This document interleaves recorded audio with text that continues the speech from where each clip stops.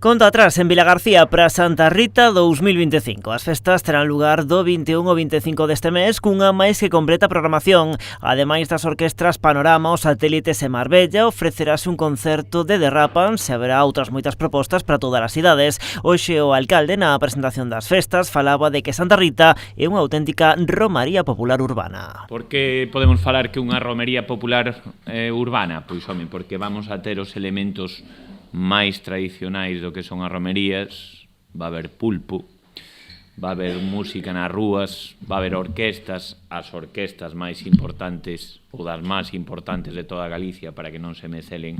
Algúnas van a estar eses días en Vilagarcía.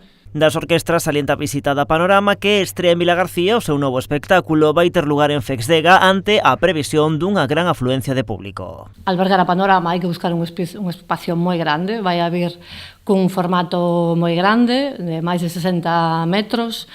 De feito, é a presentación e a estrea do novo show de Panorama en formato grande en Galicia. Vilagarcía e as festas de Santa Rita serán a súa primeira parada por esta xira, que farán xa por toda Galicia e por toda España. E ademais de distintos grupos locais, Pasarrúas e a banda de música de Vilagarcía pecha os contidos musicais o grupo Derrapans. O sábado temos a Derrapans, que tamén xa estaba anunciado, vai a ser no Parque da Xunqueira, un dos principais grupos galegos ahora mesmo que están moi de moda, teñen moitos seguidores, e vai a ser unha festa moi divertida, son moi divertidos, así moi para a xuventude, e seguro que van a pasar moi ben. Completan a programación distintas propostas infantís. Temos unha parte tamén infantil, pensado para os cativos, con o Festival Iñón do Rous, que tamén xa suele ser habitual, que este nas festas de Santa Rita.